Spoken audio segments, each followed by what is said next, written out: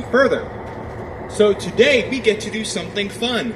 That fun thing is turn our locomotive on what's called a turntable, which is what you see before you.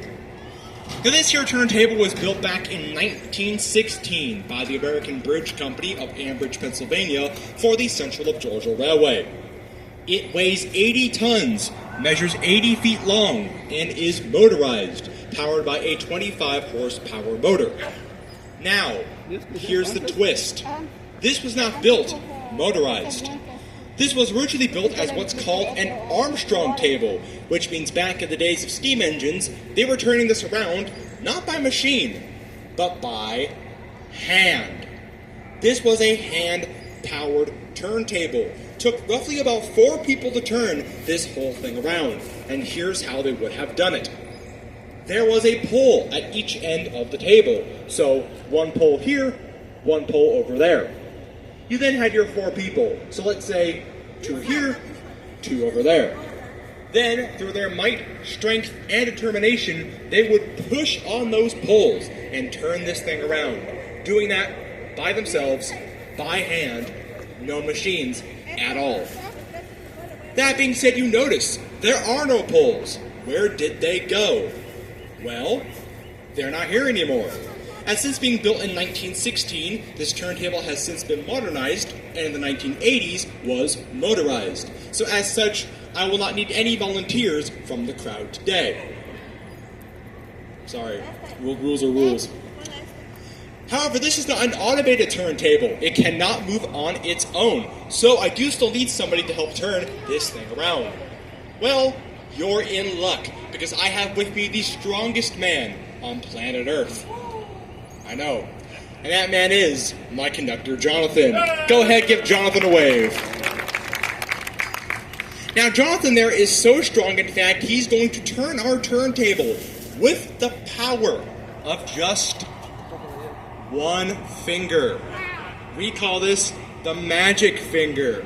What do you all think he's going to do with that magic finger of his? Push your button. Yeah, do that.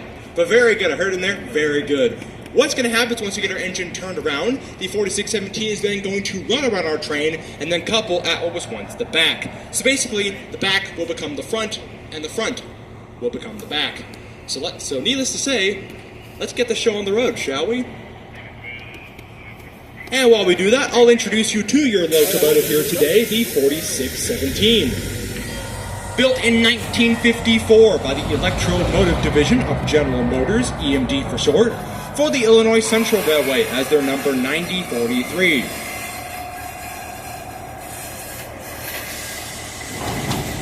As I just said, when it was built new in 1954, it was initially numbered the 9043 and would have been built as a Model GP9 diesel-electric type locomotive.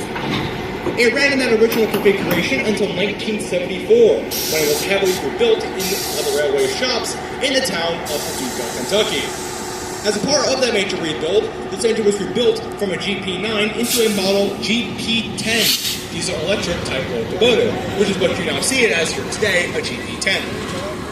Now that GP I just mentioned, that is short for general purpose. And what that means is that the 4617 is a versatile locomotive. It can do yard switching, freight trains, passenger trains. Basically, it is a jack-of-all-trades kind of locomotive.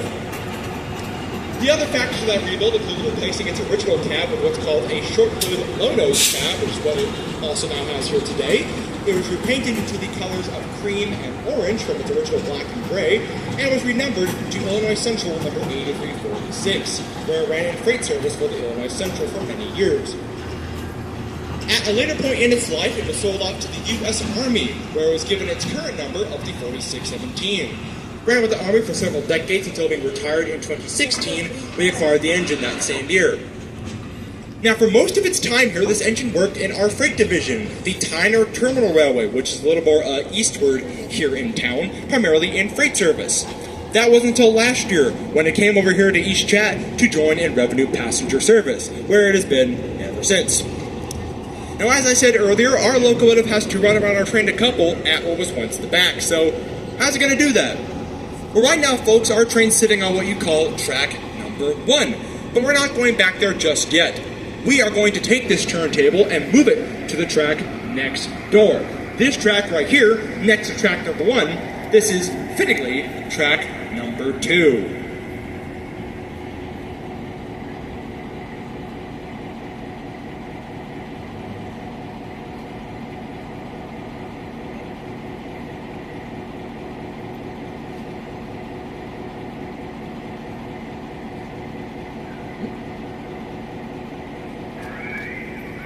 Alrighty, let's give our crew a big round of applause.